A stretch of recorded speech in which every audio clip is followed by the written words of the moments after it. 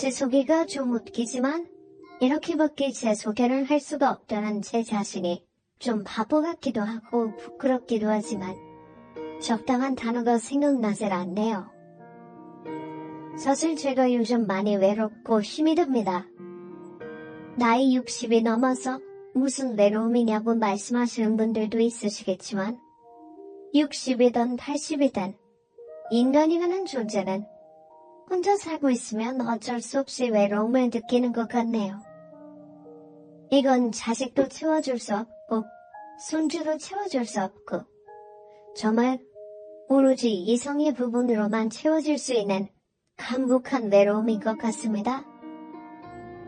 이제 앞으로 살아갈 날보다 살아온 날이 많은 제가 사람 타령을 하는 게 좀 웃기기도 합니다만 그래도 살면서 정말 절절한 사랑 한 번은 하고 죽는 게 인생을 산 보람이 있지 않나 하는 생각이 들 정도로 여전히 저는 다시 찾아올 인연을 기다리고 있습니다. 그렇다고 해서 제가 바람을 피우거나 법에 어긋나거나 예의가 없는 행동을 하는 사람은 절대 아닙니다. 저는 지킬 건 지키고 나름 예의도 있고 새가슴이라 겁이 나서 못된 짓은 곧 죽어도 못하는 사람입니다. 어찌 보면 순진하고 착한 사람이죠. 물론 그래서 다른 사람들에게 당한 적도 있고 바보처럼 숨은 적도 많지만 그래도 제 인생이 잘못됐다고 생각하지는 않습니다. 사람은 누구나 이중적인 면을 갖고 있다고 생각하거든요. 겉으로 사람들이 봤을 때는 저 사람 참 얌전하고 순진하다. 집에도 참 잘할 것 같고 좋은 남자다. 라고 얘기하는 사람들이 있지만 막상 집에서는 가족들에게 소홀하고 남한테는 간이고 쓸개고 다 빼줄 것처럼 하지만 정작 가족들은 홀대하는 그런 사람이 참 많죠. 딱 저희 남편이 그런 사람이었습니다. 저는 가고 싶지도 않은 부부 동반 모임을 억지로 끌고 가서 스킨십을 하면서 사람 좋은 척을 했죠. 하지만 제 남편, 집에서는 정말 엉망진창이었습니다. 오죽하면 저희 아들이 겉과 속이 다른 인간이라고 대놓고 말을 할 정도였으니까요. 남편이 너무 폭력적이고 집에만 오면 딴 사람으로 변해버려서인지 제 아들은 사춘기를 아주 호되게 보냈습니다. 아들이 어릴 때는 아빠 말을 구분구분 듣는 작은 어린아이였는데 갑자기 중학교 3학년 때 키가 확 자라면서 고등학생이 되니 키가 180이 넘더군요. 깜짝 놀랐습니다. 남편이 키가 큰 편이긴 하지만 그렇게 갑자기 클 줄은 몰랐거든요. 사건이 터진 건 남편이 술을 많이 마시고 들어온 날이었습니다. 그날도 뭐가 그렇게 짜증이 났는지 집에 들어오자마자 집구석에 이게 무슨 냄새야? 아우 꼬랑내 같은 게 나. 혹시 청국장 끓였어? 내가 제일 싫어하는 청국장 끓인 거야? 하면서 신발장 입구에 있는 빗자루부터 쓰러뜨리기 시작하더니 기틀거리며 들어오더라고요. 아니 청국장 아니야. 오늘 비가 와서 그래. 당신 발에서 나는 냄새 아니야? 아이고 못 살아. 양말이 다 젖었네. 당신 발에서 나는 냄새 맞구만. 무슨 청국장이라는 거요. 하고 말대꾸를 좀 했더니 갑자기 제 귓방망이를 세게 치면서 어디서 남편이 말하는 내 말대꾸야? 남편은 하늘이라고 했어 안 했어? 이놈의 여편대가 발이 다 젖을 만큼 고생해서 돈을 벌어오면 고맙습니다 하고 남편 양말을 얼른 벗겨서 손빨래 해줄 생각은 안 하고 뭐? 당신 발냄새 어쩌고 저쩌? 네가 아직 덜 맞았지? 네가 덜 맞았어. 하면서 제게 손찌검을 하더라고요. 그날 방에 있던 아들도 참다 화가 났는지 갑자기 튀어나와서는 야 이 새끼야. 이럴 거면 집에 왜 기어들어와? 그냥 나가서 죽어. 그냥 나와서 뒤져버려. 하면서 갑자기 남편 멱살을 잡더니 주먹을 세게 날리더라고요. 저는 너무 놀라서 아이고 영민아 왜 이래? 이러지 마 제발. 이러지 마. 엄마 괜찮아. 정말 괜찮으니까 네가 좀 참아. 나는 정말 괜찮아. 괜찮긴 뭐가 괜찮아 엄마. 엄마는 억울하지도 않아? 이런 새끼가 뭐라고 맨날 밥을 차려주고 빌빌기어? 이런 쓰레기 같은 인간도 아빠라고. 남편이라고 집안에서 존중받고 싶어하는 게 웃기지 않아? 밖에서는 좋은 사람인 척 좋은 아빠인 척 하는 거 진짜 역겹고 토나와. 사람들이 뭐라는 줄 알아? 너네 아빠 좋은 사람인데 너는 왜 그러냐면서 내가 이상한 거래. 아무것도 모르는 사람들은 다 나한테 뭐라고 하고 애비라는 인간이 집구석에 들어오면 이따위로 행동하는데 그게 내가 이상한 거라고 나한테 손가락질하잖아. 엄마는 그런 말 들으면 억울하지도 않아? 하고 소리를 치더라고요. 바닥에 나뒹굴던 남편은 아이고 나 죽네. 아들 새끼가 다 치워놨더니 애비를 쳐? 아이고 나 죽어. 이 나쁜 새끼, 배은망덕한 새끼. 너 같은 놈 살아서 뭐하냐? 부모 은혜도 모르는 놈 분들에서 키워 뭐해? 하면서 TV 옆에 있는 두꺼비 모양의 도자기 적은 통을 손에 쥐더니 아들한테 집어던지려고 하더라고요. 여보 제발 그러지 말아요. 제가 사춘기라 그래. 당신이 참아요. 영민아 얼른 잘못했다고 해. 아빠한테 죄송하다고 죽을 죄를 졌다고 하면서 빌어. 그게 엄마를 위한 거야. 제발 영민아. 하면서 남편을 말렸더니 아들은 손을 부들부들 떨면서 그냥 밖으로 나가버리더라고요. 남편은 소리를 치면서 네가 집구석에서 이따위로 아들을 키우니까 애새끼가 저 모양 저 꼴인 거잖아. 대체 애를 어떻게 키운 거야? 돈을 벌어다 주면 애를 잘 키워야지. 지금 저 새끼 저거 애비한테 대드는 것 좀 봐. 저 나쁜 새끼 저거. 너 다시는 집에 오지 마라. 당장 돈 없고 갈 곳도 없는 새끼가 어디 한번 밖에서 덜덜 떨어봐야지 애비가 고마운지를 알지. 아유 나쁜 새끼. 뭐처럼 새끼가 다 있어? 하면서 남편도 벌벌 떨더라고요. 아무래도 체격도 크고 힘도 센 놈이 갑자기 자기를 때리니까 겁을 먹은 듯 했고 또 맞을까봐 두려웠겠죠. 그런데 참 사람 마음이 이상한 것이 그러면 안 되는 걸 알면서도 남편이 그렇게 한 대 맞고 나니까 제 속이 시원하더라고요. 그리고 자꾸 이상하게 아들을 응원하게 되는 겁니다. 그래도 아들이 한 대 때렸으니 다시는 절 안 때리겠지라는 생각도 들고 제가 맞을 때마다 아들이 집에 있었으면 좋겠고 하는 바보 같은 생각이 들었습니다. 그렇게 저는 점점 아들에게 의지하게 됐고 정말 제 바람대로 남편은 아들이 집에 있을 때면 절대 제게 손찌검을 하지 않았죠. 그런 면에서는 용기를 내준 아들이 참 고마웠습니다. 물론 저를 위해서라기보단 자신의 화를 못 참아서 그런 것도 있겠지만 그래도 남편이 저를 때리지 않으니 그것만으로도 많은 변화가 일어나기 시작했죠. 우선 남편은 집에 오는 날이 현저히 줄어들었습니다. 매일 술을 먹고 취해서 저를 때리던 사람이 어디서 잠을 자는 건지 밖에서 자고 들어오면서도 여전히 술은 많이 마셨습니다.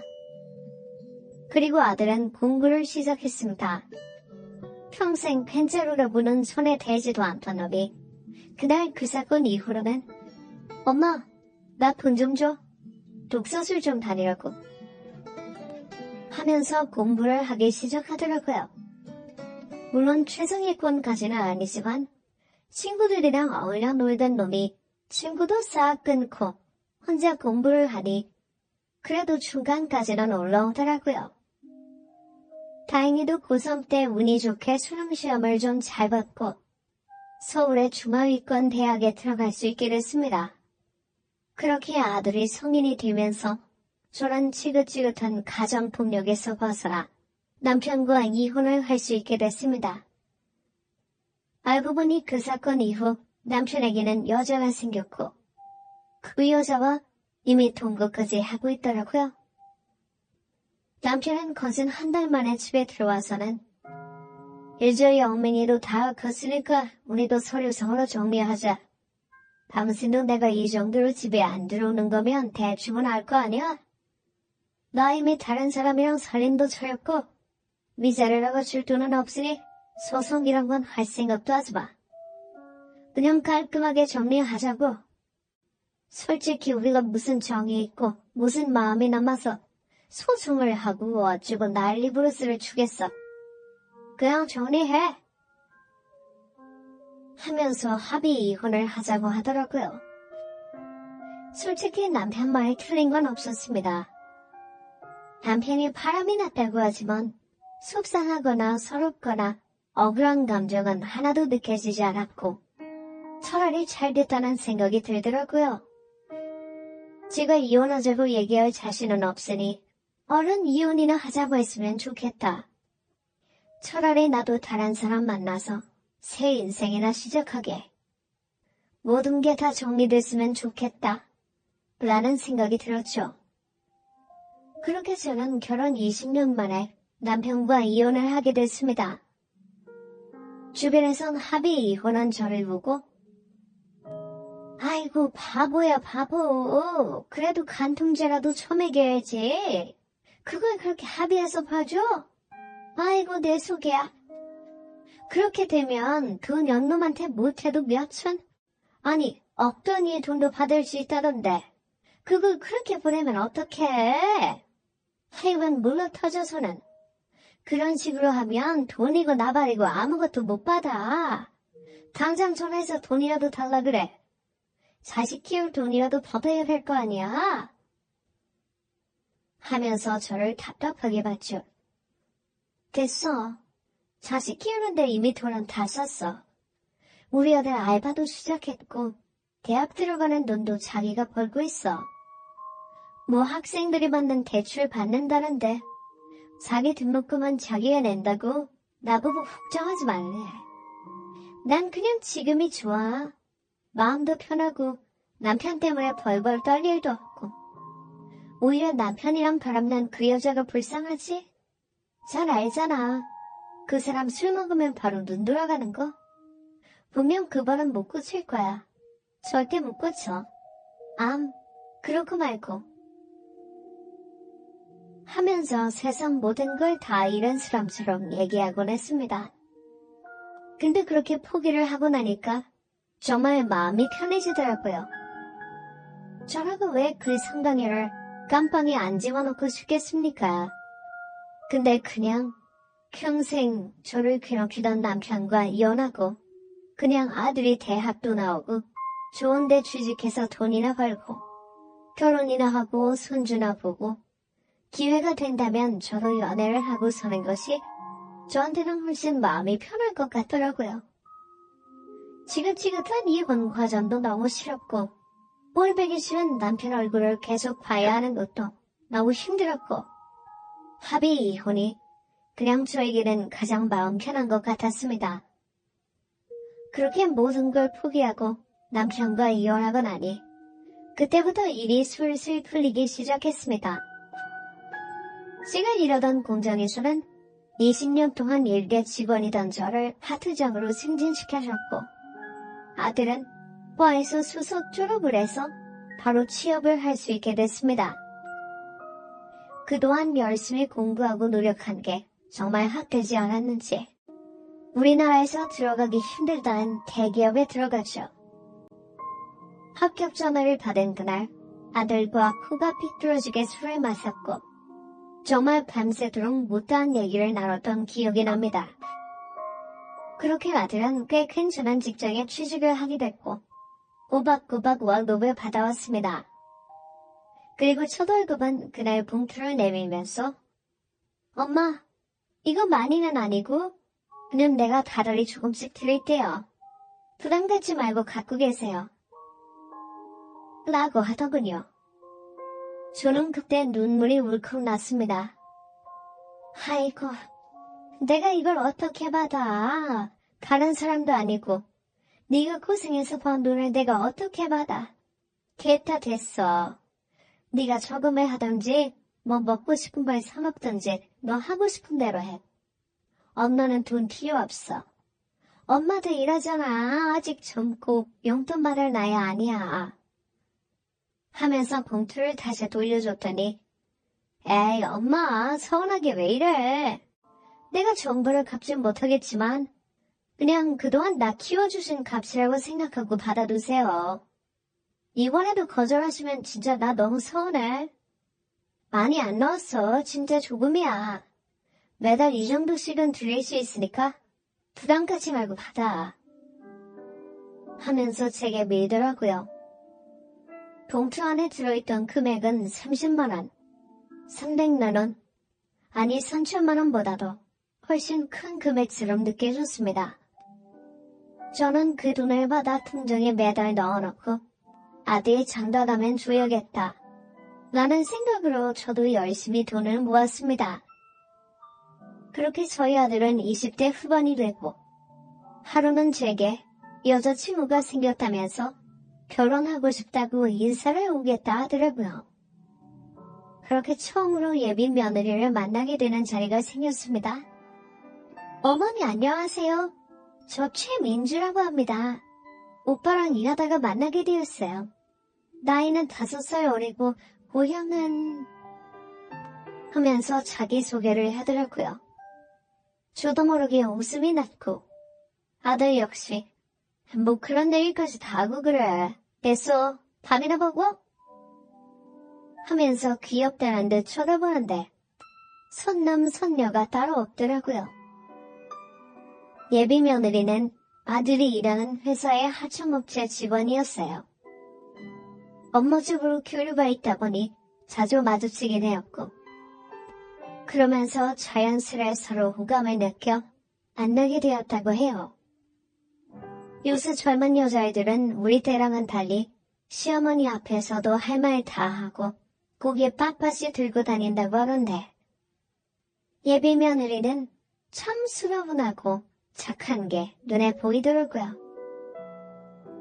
솔직히 대기업 다니는 아들이 조금 아깝긴 했지만 그래도 성격이 좋아 보이니 저는 마음에 쏙 들었습니다. 그렇게 인사를 하고 성견례를 하고 저희는 가족이 됐습니다. 며느리는 참 좋은 아이였고 아들에게도 제게도 참 싹싹하게 잘하는 너무 예쁜 아이였습니다. 제가 딸이 없어서 그런지 이 아이가 딸 같다는 기분이 들어서 자꾸 보고 싶고 같이 있으면 즐겁고 하니 저도 연락을 하고 싶었지만 그래도 요즘 젊은 사람들은 시어머니가 연락하면 괴롭히는 거라고 생각한다는 인터넷에 한 글을 보고 나선 그렇게도 못하겠더라고요. 그렇게 며느리에게 정말 중요한 일이 아니면 연락을 자주 하지 않던 때였습니다. 그렇게 결혼한 지 6개월쯤 지났을까 며느리에게 느닷없이 전화가 와서 어머니 오늘 댁에 가서 커피 한잔 해도 돼요? 하고 묻더라고요. 그렇게 급작스러운 만남이 성사됐고 저는 혹시나 무슨 고민이 있는 건가 싶은 생각이 들어 좀 걱정이 되더라고요. 그런데 며느리 입에서 나온 말을 듣고 너무 놀랐습니다. 어머니, 혹시 남자친구 사귈 마음 없으세요? 제가 너무 괜찮은 사람을 알고 있는데 어머니랑 너무 잘 어울리실 것 같아서요. 성격도 나이에 맞지 않게 너무 인자하고 사람이 너무 괜찮아요. 거기다가 젊은 사람인데도 뭐랄까? 좀 어른스럽다고 해야 하나? 그리고 제일 좋은 건 그 사람이 선호하는 스타일이 완전 연상이라는 거예요. 단순히 한두 살이 아니라 거의 엄마 뻘의 여자를 좋아해요. 그러니까 그냥 눈 딱 감고 한번 만나보시는 거 어때요? 그 사람이 결혼을 한 것도 아니고 애가 있는 것도 아니고 걸릴 거 없는데 어머님이 고민하실 필요가 없어요. 하고 제게 갑작스런 만남을 제안하더라고요. 솔직히 처음에는 굉장히 황당하더라고요. 갑자기 이게 웬 뚱딴지 같은 소리인지. 동네 친언니가 남자친구 소개시켜준다는 말도 낯뜨거운데 그 말을 며느리가 제기하니 조금 부끄러웠죠.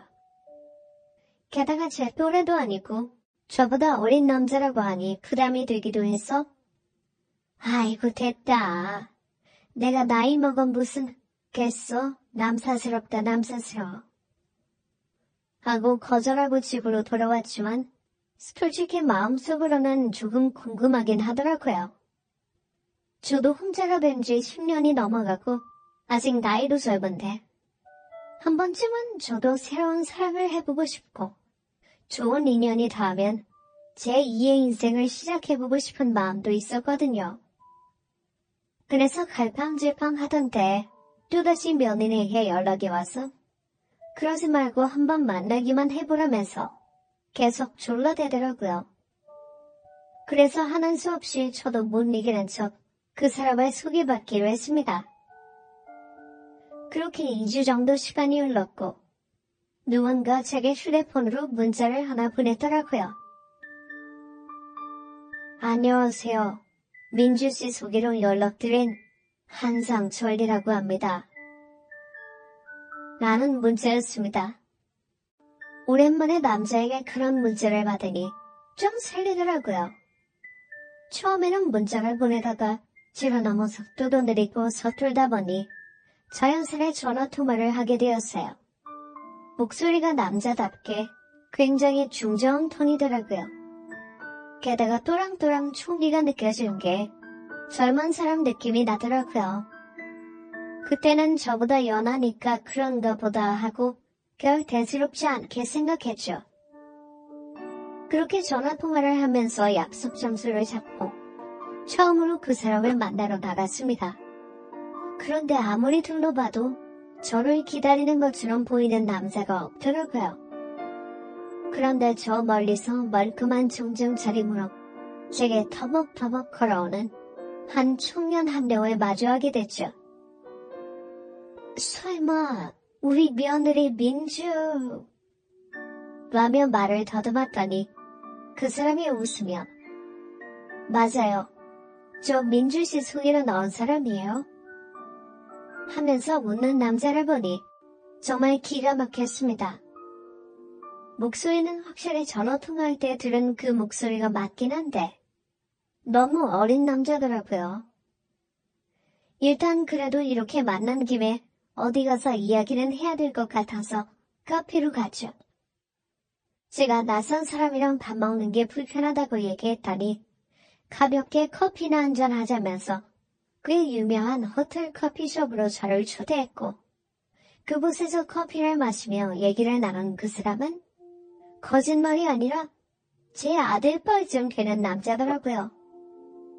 다짜고짜 제 손을 잡아 끌고 가서 의자에 앉혀버리니 면전에 대고 뭐라고는 못했지만 너무 놀라서 아무 말도 하지 못한 것도 있었습니다.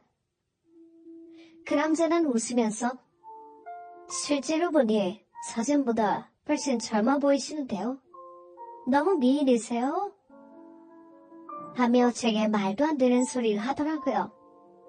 기가 막혔습니다. 저랑 첫 만남에 다짜고짜.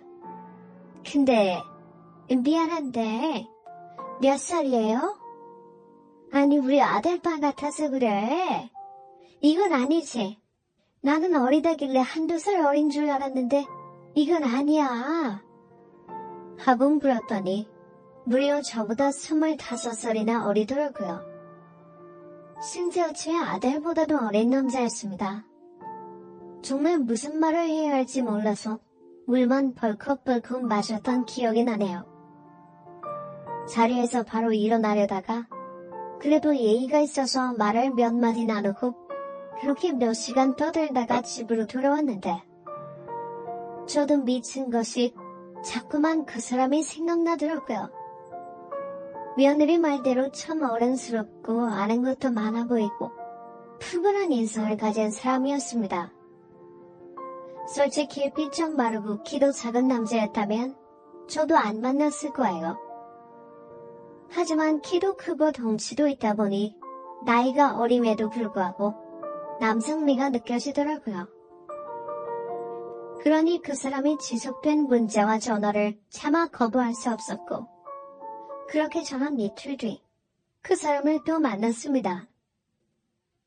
지금 생각해보면 아무리 제가 외롭더라도 그러면 안 되는 건데 제 마음을 주체할 수가 없겠더라고요. 저 역시 나이가 있다 보니 모든 게 조심스러웠지만 그래도 마음만큼은 정말 20대 소녀 같은 마음이었습니다. 그렇게 일주일, 한 달, 두 달의 시간이 지나면서 동네도 가깝던 저희 둘은 자주 만나 데이트를 했습니다. 정식으로 좋아한다, 사귀자라는 말은 하지 않아도 자연스럽게 연인처럼 행동을 했고 손을 잡고 거리를 걷고 여느 커플처럼 데이트를 했습니다. 처음에는 이 사람과 길을 걸을 때 너무 불편했습니다. 사람들이 아들이라고 생각할 것 같기도 하고 누군가 갑자기 나타나서 제 머리채를 잡진 않을까 두렵기도 했지만 첫 번째 남편과는 전혀 느끼지 못했던 감정을 이 사람과 느낄 수 있다는 게 신기했습니다. 제가 아는 남자는 술주정뱅이의 가정폭력범이던 남편분이었는데 이렇게 다정한 사람이 존재하고 있다는 사실이 신기하기만 했죠. 하지만 만남을 가질수록 주변의 시선과 또 그 사람의 가족들이 저를 어떻게 생각할지 걱정이 되어 몇 번 헤어질까 고민도 많이 했죠. 그런데 고민 끝에 어느 날 제가 먼저 조심스레 물었습니다. 선철씨, 참 좋은 사람 같아요. 근데 우리 이러면 안 될 것 같아. 나도 선철씨가 참 좋은 사람인 거 아는데 또래를 만나야지. 왜 나 같은 늙은 사람을 만나? 주변에서 성철씨한테 뭐라고 안 해요? 부모님이 나이 많은 여자 만난다고 하면 싫어하실 텐데. 그냥 우리 이쯤에서 좋게 헤어져요. 나도 성철씨 너무 좋은데 당신을 위해서는 우리가 만나지 않는 게 맞는 것 같아요. 라고 용기 있게 말했더니 한참 동안 말이 없던 그 사람이 실은 제가 나이가 한참 어리지만 사실 저도 사랑에 실패한 경험이 있습니다. 2년 전쯤 결혼까지 생각했던 여자가 있었는데 집안의 반대로 헤어졌어요. 자세한 이유는 말씀드릴 수 없지만 여자 쪽 부모님이 알아놓으실 정도로 결사 반대를 해서 그때 큰 충격을 받았어요. 그래서 그 후부터 그냥 모든 걸 포기하고 살았던 것 같습니다. 제가 어린 시절 어머니를 일찍 여의어서 그런지 모르겠지만 예전부터 연상이 끌리기도 했고 터란의 연상을 만날 거면 아무 방해 없는 아무도 나의 연애를 반대하지 않는 그런 사람을 만나자 라는 결심을 하게 됐어요. 차라리 그게 마음이 편할 것 같다는 생각이 들었습니다. 그리고 저희 아버지도 제가 대학교 때 돌아가셔서 그런 걱정은 안 하셔도 돼요. 그러니 누님, 우리 둘 사이를 방해할 사람은 없어요. 주변 사람들은 이상하게 생각할 수도 있겠지만 전 누님을 진심으로 사랑합니다. 누님, 제 마음을 받아주세요. 라며 적극적으로 제게 대시를 하더라고요. 그러니 저는 그 사람을 도저히 거부할 수 없었고 정말 이 사람 아니면 안 되겠다는 생각이 들었어요. 게다가 사실 제가 제일 걱정되었던 건 성철씨 부모님이었거든요. 입장 바꿔서 제 아들이 제 나이 때 여자랑 결혼하겠다고 하면 저 역시도 펄쩍 뺄 게 분명했기에 사귀는 내내 그게 가장 두려웠어요. 성철씨에게 미안하지만 그때는 부모님이 안 계신다는 말이 솔직히 좋더라고요. 저는 그 사람의 손을 어루만지며 마음에 상처가 있으신 분이었구나. 근데 이게 맞는지 모르겠어요. 솔직히 많이 혼란스러워요. 그래도 성철씨 마음이 정 그렇다면 내가 용기 내볼게요. 그런데 전부터 물어보고 싶단 게 있는데 우리 며느리는 어떻게 아세요? 꽤 친한 사이 같던데. 아, 민주요? 민주는 제가 일하던 회사 직원이었습니다. 민주의 첫 직장입니다. 똘똘하고 영리한 직원이었죠. 제가 직속 사수이기도 했고요. 다른 사람한테는 이런 얘기까지 다 못하는데 민주는 삶을 편하게 해줘서 그런지 제가 별별 얘기를 다 하고 살았습니다. 거기다가 일도 잘하고 인기도 꽤 많았습니다. 그래서 이제 저희 회사 남정네들이 참 좋아했죠. 그런데 오해는 하지 마세요. 저 민주랑은 정말 아무 사이 아닙니다. 그런 오해하면 저 서운해요. 하면서 웃더라고요. 며느리가 인기가 많았다고 하니 뿌듯했고 그래도 상사 눈에 잘 들었다고 하니 역시 우리 며느리다 싶었죠. 그렇게 저희 두 사람은 점점 서로의 얘기를 하며 가까워졌고 2년 정도 연애를 했습니다. 그 사람은 소규모 회사에서 일을 하고 있었는데 뭐가 그렇게 바쁜지 일주일에 한 번 만날까 말까 했죠. 맨날 야근이네 주말 근무네 출장이네 하면서 데이트 약속을 미루길래 처음에는 나를 안 좋아하나 라고 생각을 했지만 막상 데이트 날이 되면 누구보다 다정하게 대해줘서 그때는 그저 회사가 굉장히 바쁘구나 라고 생각했어요. 만난 지 6개월이 지났을 때에는 가끔 저희 아들 며느리와 만나서 밥도 먹고 집에 놀러와서 커피도 한잔 마시고 그렇게 제 아들 내외랑도 친하게 지냈죠. 그렇게 저희 식구와는 왕래도 자주 하다 보니 가족 같은 느낌이 강했습니다. 다행히도 제일 어색할 수 있는 저희 며느리와 제 남자친구가 아는 사이다 보니 아들만 조금 마음을 열면 됐던 터라 저희가 모두 가까워지기까지 시간이 그리 오래 걸리지 않았습니다. 처음엔 아들이 말도 안 된다면서 엄청 반대를 하더니 저와 며느리가 편을 먹고 아들을 설득하니까 결국 못 이기는 척 아들도 만나는 보겠다고 하더라고요. 저희 아들보다 1살 어린 남자였는데 그래도 막상 아들과 만남을 가지니 제 아들은 넉살 좋게 제가 아직은 아버지라고 하긴 좀 그렇지만 저희 아버지가 되실 수도 있는 분이니 말씀 편하게 하십시오. 그래서 아시겠지만 저희 엄마가 정말 고생을 많이 하셔서 남은 여생만이라도 정말 사랑받으며 편하게 사셨으면 하는 바람입니다. 솔직히 누가 봐도 이게 말도 안 되는 관계라는 거 아실 거예요. 하지만 저 다른 거 신경 안 써요. 그저 우리 엄마 행복하게 해준다면 나이가 어린 건 전혀 상관하지 않아요. 그러니 아들로서 부탁드립니다. 저희 엄마 좀 행복하게 해주세요. 하면서 술을 따르더라고요. 그렇게 남자들끼리 한 얘기가 있다며 밖으로 나가서 술 한잔을 더 했고 며느리는 피곤하다며 먼저 집으로 들어가기를 몇 번 반복했습니다. 그래도 다행이라 생각했습니다. 처음 아들 내외에게 제 남자친구를 소개할 때 나이 먹고 결혼을 하겠다고 얘기를 꺼내는 게 참 어려웠는데 며느리가 먼저 나서서 오빠, 내가 말했었지? 나 옛날에 회사에서 일할 때 나 정말 많이 챙겨주셨던 선배님. 내가 어머님께 소개해드렸다고. 근데 너무 잘 어울리지 않아? 나이가 들었다고 해서 사랑을 못하는 게 아니라니까. 어머님 소녀 같은 것 봐. 진짜 여자들 마음은 항상 20대야. 그쵸 어머니?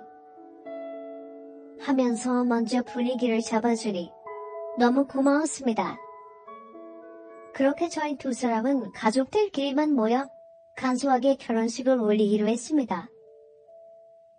사실 가족이랄 것도 없는 것이 저희 아들과 며느리가 전부였고 그 사람 역시 자기의 결혼식에 딱히 부르고 싶은 사람이 없다며 자기 친한 친구를 한 명 부르겠다고 하더라고요. 그렇게 5명에서 간략하게 결혼식을 하고 작은 결혼 반지를 하나 받았습니다. 첫 남편에게 받았던 금반지를 녹여서 다시 반지를 만들었고 귀걸이도 하나 선물로 받아서 결혼식 날 차고 봤던 기억이 나네요. 태어나서 그런 코스 요리도 처음 먹어봤지만 이렇게도 결혼을 할 수 있다는 사실이 신기하기도 했습니다. 그렇게 저희 두 사람은 자식들 앞에서 부부 서엽서를 읽었고 정식으로 부부가 될 것을 가족들 앞에서 약속했죠. 그런데 며느리가 밥을 먹으면서 어머님, 수련여행은 어디로 가세요? 그래도 부부가 되셨는데 여행은 가셔야죠. 라고 말을 하는 겁니다. 그래 엄마, 어디 가까운 데라도 갔다 와. 설마 엄마, 아직도 돈 때문에 그러는 거 아니지? 나 진짜 그러면 속상해. 멀리 갈 건 바라지도 않아. 그냥 콧구멍에 바람 넣는다고 생각하고 가볍게라도 다녀와. 실험여행을 다녀와야 진짜 부부가 되는 거야. 하며 맞장구를 치더라고요. 근데 그 말을 듣던 며느리가 농담인지 진담인지 모르겠지만 손을 넘는 장난을 치더라고요. 근데 신혼여행 다녀오시면 당신 동생 생기는 거 아니야? 허니문 데이비 이런 거. 우리도 아직 애가 없는데 저보다 어머님이 먼저 배부르시면 저 서운해요. 어머니, 아무리 그래도 애는 제가 먼저 낳을 겁니다. 푸하하. 하면서 혼자 웃더라고요. 솔직히 말해서 제가 나이를 먹었지만 이 사람과 잠자리를 갖지 않은 건 아닙니다. 나이를 먹어도 할 거 다 하고 꼴장 다 보고 결혼하는 건데 그런 장난이 정말 불쾌하더라고요. 심지어 제가 체력이 부족해서 이 사람을 따라가지 못할 정도였는데 왠지 며느리가 저를 놀리는 것 같아 기분이 나빴습니다. 하지만 며느리가 아니면 제 평생 만날 수도 없는 남자고 며느리가 소개해준 남자니 저는 그냥 씁쓸하게 웃고 말았고 아들도 옆구리를 툭툭 치면서 야 너는 뭐 이런 자리에서 그런 말을 해. 조용히 해. 웃기지도 않은데 혼자 웃고 있어. 하면서 눈치를 줬지만 계속 혼자 웃더라고요. 기분이 나빴지만 그냥 좋은 날이라 헛기침을 하며 넘어갔죠. 사실 저희 부부가 신혼여행을 아예 가지 않기로 한 건 아닙니다. 아들은 멀리 다녀오라고 했지만 결혼식을 마치고 아들 친구가 운영하는 숲속의 작은 펜션에서 이틀 정도 쉬길 한 게 전부였죠. 나이 먹고 체력도 안 되고 저도 일을 나가야 하니 현실적으로 신혼여행이 힘들기도 했고 여기저기 결혼 사실을 알기도 좀 그래서 그냥 조용하게 치르기로 한 건데 시끌벅적하게 신혼여행을 가는 것도 좀 웃기다고 생각했거든요. 그렇게 결혼식을 마치고 저희 부부는 양평의 작은 펜션으로 떠났고 아들내외도 집으로 가겠다며 서로 인사를 하고 헤어졌습니다. 저는 운전을 하는 남편의 팔짱을 끼고 우리가 이제 진짜 부부가 됐네. 참 믿기지가 않는다. 나한테도 이런 날이 오게 될 거라는 생각은 정말 못했어. 내 주제에 아들 같은 연하남과의 결혼 생활이라니 진짜 꿈 같다. 내가 이렇게 행복해도 되는 걸까? 당신도 나랑 같은 마음인 거지? 하고 애교를 부렸죠. 나도 그렇지. 근데 말이야, 아까 당신 좀 기분 나빠 보이더라. 며느리가 그런 말장난한 거 그냥 다 잊어. 그냥 농담한 건데 그렇게 앞에서 티를 내면 쓰나? 어른이 어른다워야지. 욱해도 참고 웃으면서 넘겨주려는 것도 어른의 미덕이야. 라며 며느리 편을 드는 겁니다. 솔직히 좀 서운했지만 기분을 망치고 싶지 않아서 알겠다고 대답했고 막상 펜션에 도착하니 몸도 마음도 노곤해져서 잠이 오더군요. 그렇게 남편과 끌어안고 단잠을 청하고 있는데 갑자기 밖에서 쾅쾅 문을 두들기는 소리가 났습니다. 열어라고 이 미친 새끼야! 하면서 욕을 하더라고요. 저는 자다가 깜짝 놀라서 이 여보 뭐야? 일어나봐. 일어나 얼른. 하면서 남편을 깨웠고 남편은 술에 취해서는 계속 저를 끌어안으면서 애기처럼 이불 속으로 파고들었죠. 저도 무서워서 이불 속으로 들어갔고 저희가 안에서 대답이 없자 밖에서는 몇 번 욕을 하면서 문을 발로 차다가 갑자기 나무로 된 문이 빠지직하고 박살이 났습니다. 엄마, 우리 엄마 어딨어? 이 개새끼가 우리 엄마를... 엄마! 하면서 그 문을 부순 사람은 다름 아닌 제 아들이었습니다. 저는 속을 차림으로 누워있다가 너무 놀라서 이영민아, 너 지금 이게 뭐하는 짓이냐? 아니 말로 하면 되는 걸 왜 멀쩡한 문을 부수고 들어와? 너 미쳤어? 너 진짜 왜 이래? 하면서 소리쳤더니 갑자기 이불을 확 걷으면서 제 남편에게 주먹질을 하기 시작하더라고요. 이 양아치 같은 새끼. 너 처음부터 마음에 안 들었어, 이 나쁜 새끼. 이 사기꾼 같은 새끼야. 너랑 전현이랑 한패지? 이 거지 같은 것들, 버러지 같은 것들. 너는 내가 콩밥 먹일 거야. 이 개만도 못한 것들아. 니들이 그러고도 사람이야? 니들이 그러고도 인간이냐고? 하면서 진짜 개패듯이 제 남편을 패기 시작했습니다.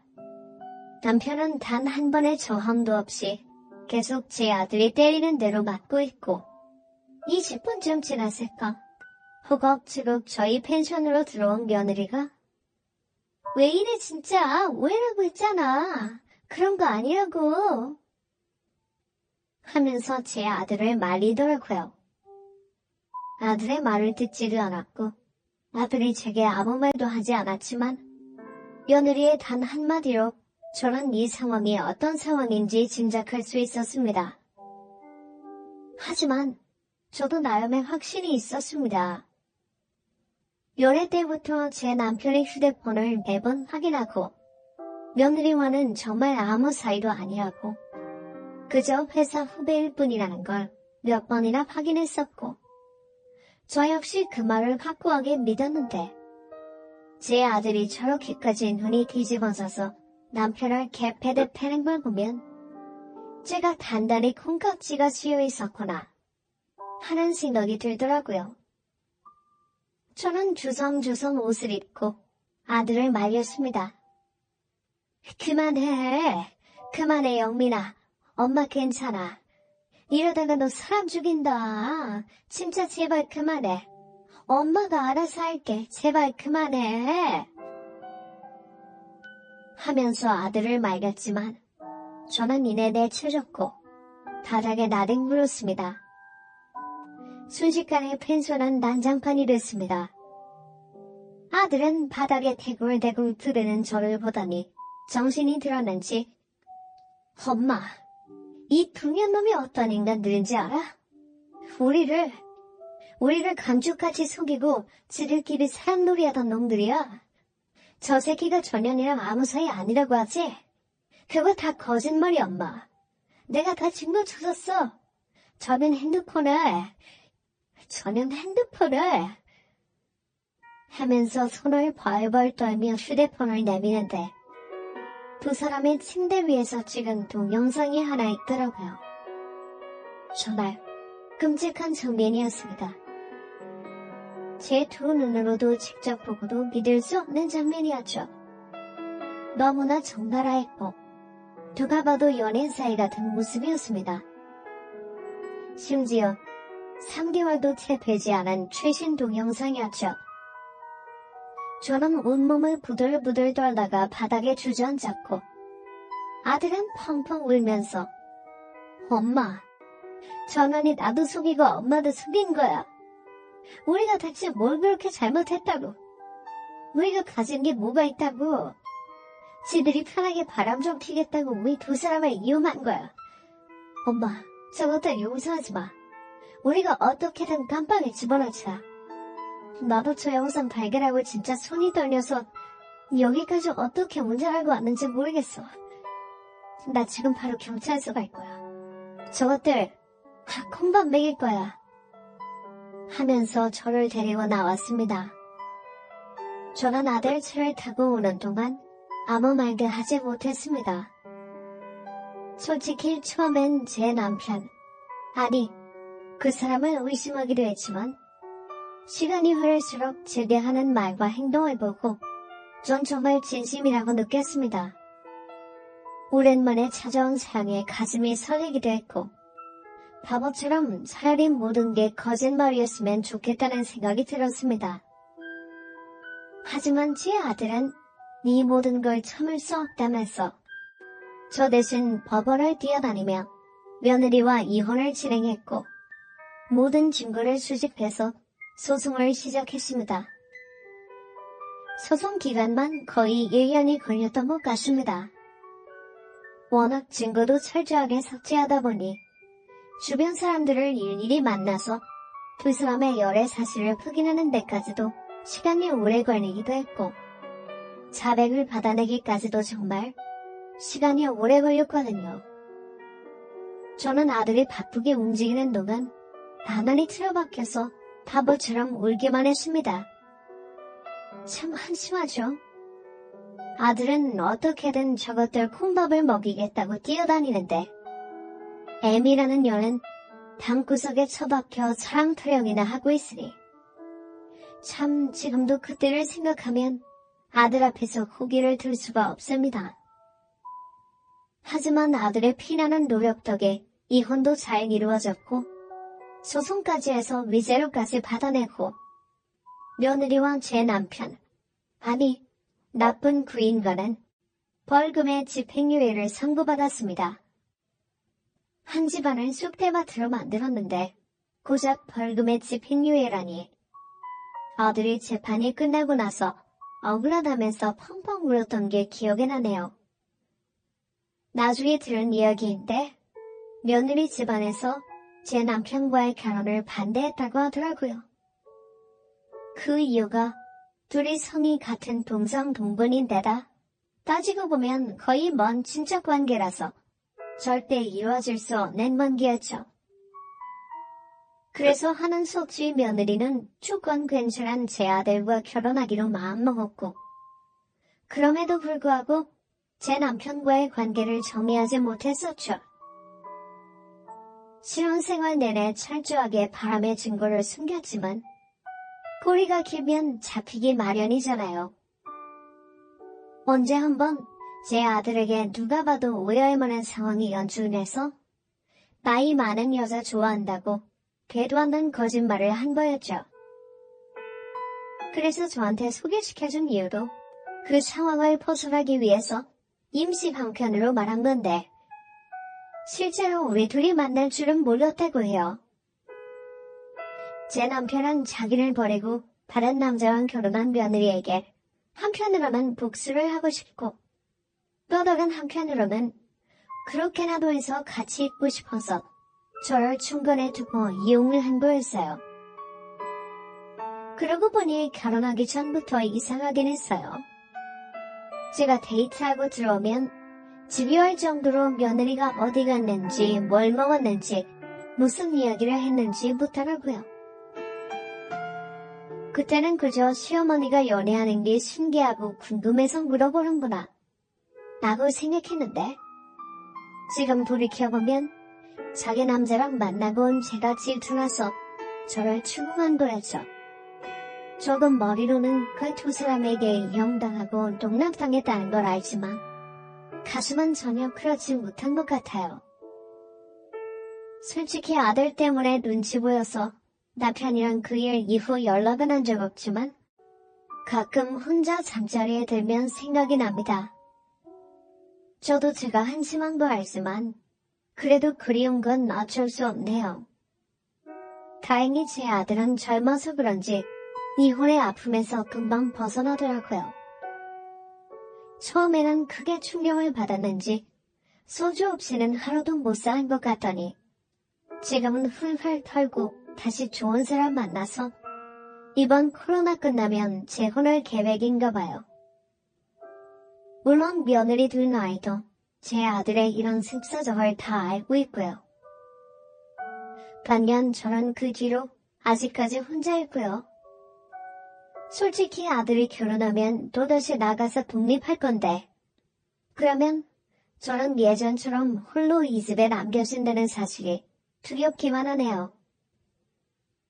그렇다고 해서 제가 다시 남자를 만나고 새로운 연애를 시작하는 건 그 사건 때문에 너무 두렵고요. 그냥 평생 이대로 저 혼자 살아야 하는 걸 알지만 그게 마음처럼 쉽지가 않네요. 아들한테 미안하기도 하고요. 제가 이런 생각을 가지면 안 되는데 다시 힘을 내야 하는데 그것조차 버겁습니다.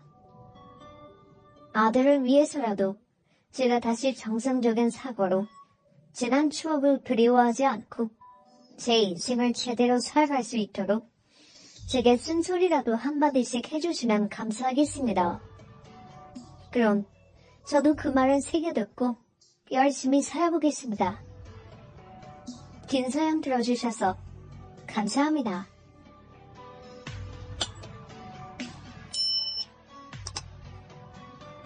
안녕하세요. 저는 40살, 그리고 남편은 45살입니다. 남편과 결혼한 지는 10년이 넘었습니다. 그리고 그 10년 동안 저는 아무것도 모른 채 남편의 수발과 동시에 일까지 하면서 정말 힘든 나날을 보내며 뒷면 일한 시간 동안 모든 걸 남편에게 쏟았습니다. 하지만 이 모든 건 예상과 달랐습니다. 제 사연 한번 들어봐 주세요. 정말 가슴이 아픕니다. 10년 전 저희는 소개팅으로 만나게 된 연인 사이였고 정말 서로 마음이 너무 잘 맞아 빠르게 사랑에 빠졌습니다. 많은 분들께서 잘 아시는 것처럼 연애 초반에 불타오르면 금방 식는다고 하시잖아요. 저희는 불타오를 새도 없이 연애 1년 만에 결혼을 하였습니다. 정말 모든 게 좋았습니다. 남편 집안보다 저희가 월등히 잘 살고 있었지만 서로가 사랑하는 부면에서 부모님께서는 저희 남편이 저에게 하는 행동 하나하나가 마음에 들었다며 결혼 허락을 해주셨습니다. 당연히 시부모님께서도 저를 무척이나 좋아해 주셨고 모두의 축하 끝에 결혼에 꼴이 나면서 행복한 날들을 보내고 있었습니다. 그런데 그런 결혼 생활도 잠시 저희가 이사를 하게 되면서 짐을 옮기고 있었는데 이삿짐 센터 분들이 옮긴 짐을 정리하고 올라오고 있는 도중에 시어머니와 남편이 함께 서로 피하려다 부딪히면서 남편이 난간에서 떨어지는 사고가 발생이 되었습니다. 정말 너무 순식간에 벌어진 일이라 손을 쓸 수도 없었고 급하게 구급대가 와서 병원에 실려갔지만 믿을 수 없는 충격적인 사실에 정신적으로 정말 너무 힘들었습니다. 떨어짐과 동시에 신경 손상으로 인해서 전신마비가 오게 되었습니다. 결혼한 지 1년 만에 벌어진 충격적인 상황이었죠. 손가락 하나 까딱할 수 없는 남편의 모든 걸 감당해야 했던 저는 사는 게 정말 힘들었습니다. 아버지께서는 남편을 돌봐줄 사람을 고용했고 병원에서는 지속적인 관리와 물리치료를 병행해서 신경을 살려 움직일 수 있게 해야 한다면서 오랜 시간 병원 신세를 져야 했습니다. 당연히 병원비 또한 많이 나오게 되었고 아버님 없이 혼자 외로이 홀로 살고 계셨던 시어머니께서는 자기 아들마저 잃기 싫다며 저에게 매달려서는 저희 집이 돈이 많으니 제발 걷기만 할 수 있게 도와달라며 애원하셨습니다. 저 또한 너무 힘들었습니다. 그렇게 저도 회사 생활을 하면서 매일같이 병원에 찾아가 온몸을 주무르며 제발 돌아달라고 밤마다 기도했습니다. 그렇게 5년이라는 시간이 흐르면서 변화된 거라곤 손가락 하나 움직일 수 있는 정도였습니다. 그래도 저에겐 희망이 생겼고 제 몸이 힘들고 돈이 많이 들어도 다시 정상으로 돌아올 수 있다면 뭐든 할 수 있었습니다. 당연히 이 상황에서 계속해서 돈이 나가게 되는 부모님께서도 고민이 참 많으셨습니다. 자기 딸이 움직일 수 없는 남편과 평생을 함께 살아야 할지 모른다는 생각 때문인지 어떻게 해야 할지 막막해 하셨습니다. 몸이 불편한 시어머니께서도 남편이 일을 할 수 없기 때문에 제가 버는 돈으로 생활비를 마련해 드려야 했고 정신적으로 많이 힘들어 하시는 것 같아 넉넉히 매달 250 정도는 드렸습니다.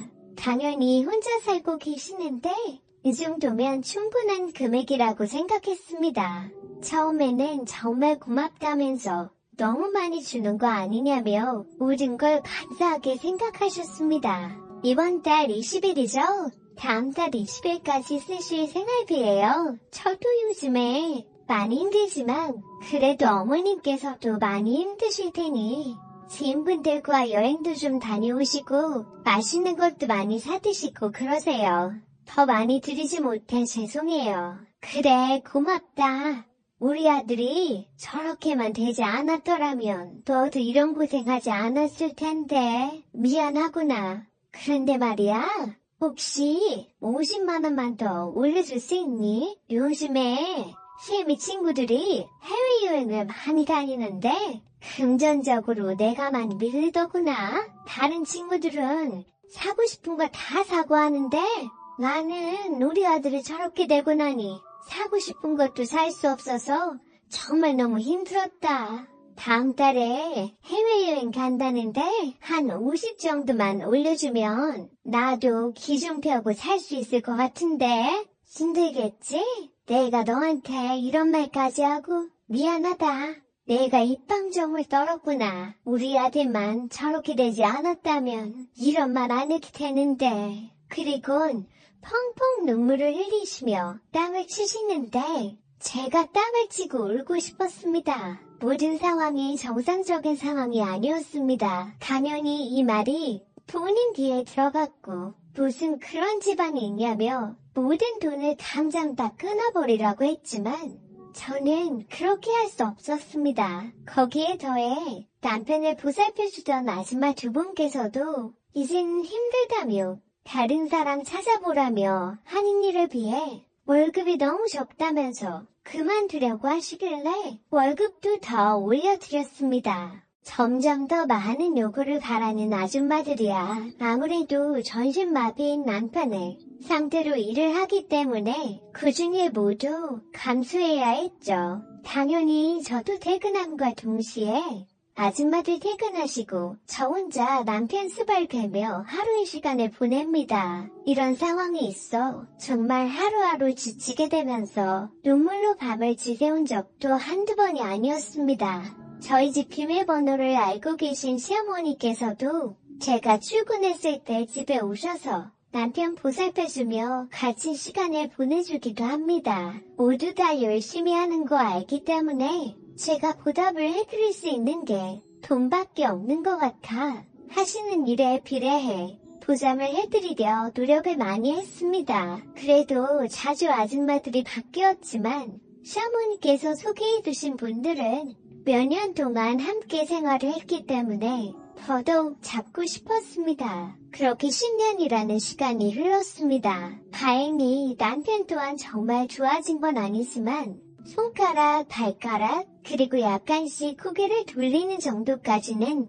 가능하게 되었습니다. 아직 입은 움직일 수 없었지만 손과 발이 조금씩이라도 움직이는 거에 감사하게 생각했습니다. 그리고 이 모든 걸 부모님께서도 지켜보고 계셨기에 그간 노력이 헛되지 않았다며 금전적인 부분도 많이 도와주셨습니다.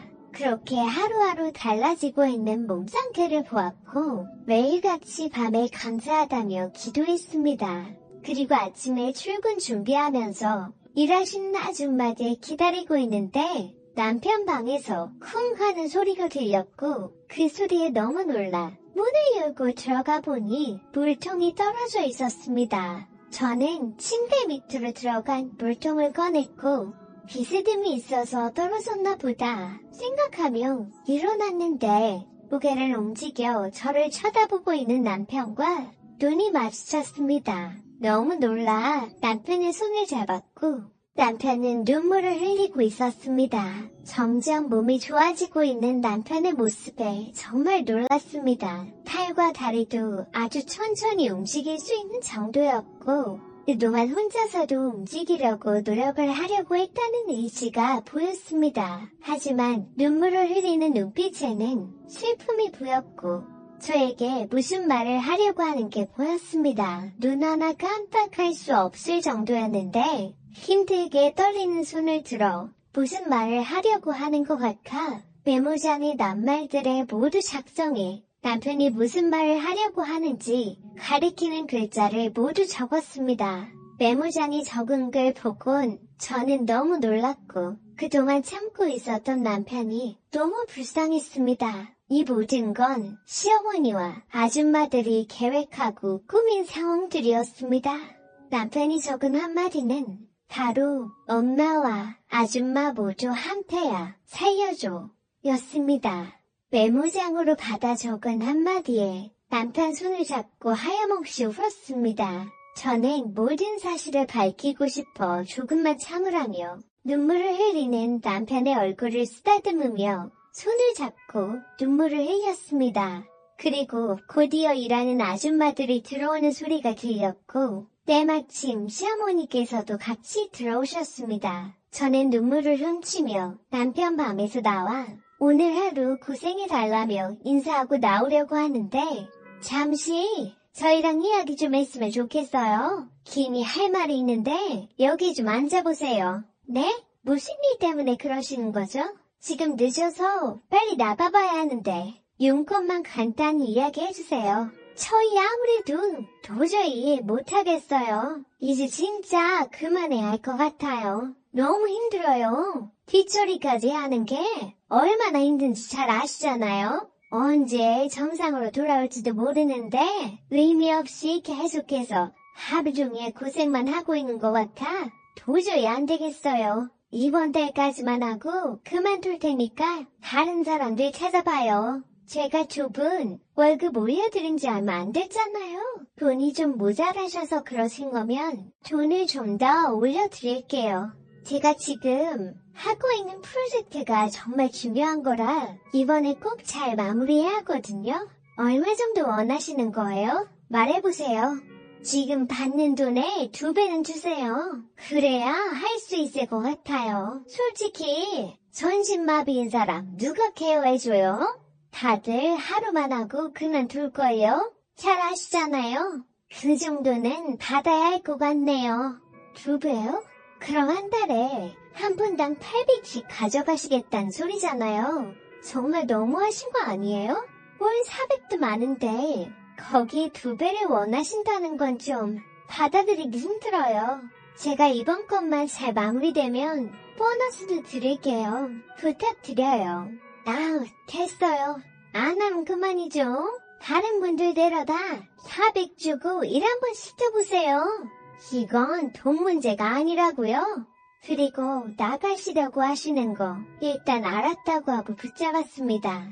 그렇게 이야기를 마치고 다시 나가려고 하는데 형원께서 저를 부릅니다. 예, 이번에 다른 친구들 유럽 간다는데 죄다 명품 맞춰 입고 나올 거라는데 나도 새로 옷 좀 사야 할 것 같은데 생활비 좀 올려줄 수 없겠니? 요즘에 물가가 올라서 그런지 한 달에 쓰는 비용이 너무 적은 것 같구나. 월 500 정도로만 맞춰주면 충분할 것 같은데 괜찮겠지? 울어들이 일어나면 모두 갚아줄 테니까 부탁 좀 하마. 그래도 시엠이 채면은 세워줘야 하지 않겠니? 마침 오늘 20일이니까 이따가 통장으로 부탁 좀 하마. 정말 너무 황당하고 어이가 없었습니다. 당연하다는 듯이 돈을 올리고 요구한다는 시어머니와 아줌마 두 분의 행동에 할 말을 잃고 말았습니다. 일단 알았다고 하고 그렇게 저는 출근을 했습니다. 그리고 잠깐씩 시간이 날 때마다 CCTV 업체에 전화를 했고 모든 일들이 합의 끝날 수 있게 돈을 더 주겠다는 말과 함께 저녁에 작업을 하기로 계획을 잡았습니다. 그리고 퇴근 후 아줌마와 시어머니께서는 집으로 돌아가셨고 모든 상황을 지켜볼 수 있게 안 보이는 곳에 CCTV를 설치하고 모든 음성 하나하나 빠지지 않게 들을 수 있게 제일 좋은 제품으로 모두 설치했습니다. 그리고 다음날 똑같은 일상을 보냈고 퇴근 후 집에 들어와서 하루에 있었던 일을 모두 확인한 결과 정말 충격에 휩싸였네요. 한 3개월 있다가 돈 1,000으로 월급 올려달라고 말해. 그래도 충분히 줄 수 있으니까. 연봉 몇 억 되는데 그거 못 주냐? 나도 몇 달 있다가 한 800 정도로 올려야겠다. 그래야 돈 좀 편히 쓰면서 살지. 솔직히 월 500은 너무 적다. 내가 너희들 내려왔는데 나보다 많이 가져가면 되겠냐? 뭐 어차피 나한테 100만 원씩 주기로 했으니까 크게 상관은 없는데 완전 돈 거저 먹으니까 이 정도도 감사하게 생각해야지. 너희들도 그러니까 우리 아들 잘 좀 보살펴줘. 맨날 볼일 본 것만 해결해주지 말고 받은 만큼 잘 좀 하란 말이야. 땀도 좀 흘려야 진짜 열심히 하는 거 같지. 안 그래? 어이구 이봐요 양여사. 그래도 너보다 낫지. 너는 여기 들어와서 뭐 하는데? 하루 종일 잠만 자고 인터넷 쇼핑만 하잖아. 이사할 때부터 모든 걸 계획해놓고선. 그래도 당신 아들인데 정말 대단해. 돈이 좋긴 좋은가 봐. 어떻게 일부러 사고를 낼 수가 있어? 나라면 절대 못할 텐데. 며느리 하나는 정말 잘 잡았네. 그 덕분에 인생 폈잖아. 야, 이제 시작이야. 너희 그거 모르지? 우리 며느리가 가지고 있는 건물이 몇 개인데 내가 계속 조금씩 돈을 올려받는 게 이유가 있는 거야. 나중에 건물에서 벌어들이는 수익이랑 비슷해지면 그냥 건물로 하나 달라고 그러게. 그러면서 점점 건물 몇 개 늘리면 완전 꿀 빠는 거잖아. 알아서 돈 척척 들어오는 거 받아먹고 나는 여행이나 다니면서 놀란다. 근데 이게 무슨 냄새냐? 얘 아까 볼일 본 거 아니었어? 야, 이거 좀 빨리 해결해봐. 냄새 난다. 모든 장면과 서로 나눈 대화를 듣고는 정말 너무 충격을 받았습니다. 믿을 수 없는 사실에 손발이 떨리고 모든 걸 계획한 시어머니 실체에 하늘이 무너지는 줄 알았습니다. 남편 방에 들어가 모든 걸 알게 된 저는 일이 바빠서 혼자 놔둔 거 정말 미안하다며 끌어안고 그동안 얼마나 힘들었을지 생각하며 한참을 울었습니다. 저는 모든 증거물을 가지고 아버지께 늦은 밤 찾아갔고 모든 사실을 확인한 아버지께서는 엄청나게 화가 많이 나셨는지 바로 변호사한테 전화하면서 모든 자료를 전송했고 그리고 알고 계시는 형사분께 전화를 하셔서는 모든 상황을 이야기했습니다. 다음날 아무렇지도 않은 듯 출근하는 시어머니와 아줌마 두 분이 저를 보며 웃으면서 들어왔고 저 또한 아무렇지도 않은 척 반갑게 맞아줬습니다. 그리고 문을 걸어 잠갔고 그 틈에 형사분들께서 시어머니와 아줌마 두 분을 체포했습니다. 그동안 정말 믿고 있었던 분들의 배신에 정신적으로 너무 힘들었지만 그걸 매일같이 겪고 있었던 남편은 더더욱 힘들었을 겁니다. 자기 엄마의 이중적인 모습에 얼마나 큰 상처를 받았을까요? 그리고 온전치 못했던 몸으로 얼마나 저에게 말을 하고 싶었을까요? 당연히 모든 건 사실이 아니라며 발뺌했지만 모든 상황을 확인할 수 있었던 증거물과 대화 내용 때문에 결국 자백을 받았습니다. 그리고 시어머니는 징역 10년과 아줌마는 징역 5년을 선고받았습니다. 당연히 너무 적은 처벌이었지만 법으로 해결할 수 있는 선은 이게 최선이었습니다. 아직까지도 말을 하지 못하고 있는 남편은 그래도 몸은 움직일 수 있을 정도까지 좋아졌습니다. 10년이 넘는 기간 동안 정말 얼마나 노력을 많이 하고 있는지 저도 알고 있고 저 또한 많은 노력을 하고 있습니다. 그리고 점점 좋아지고 있는 남편의 모습을 보면서 언젠가는 함께 손을 잡고 걸으며 함께 할 수 있는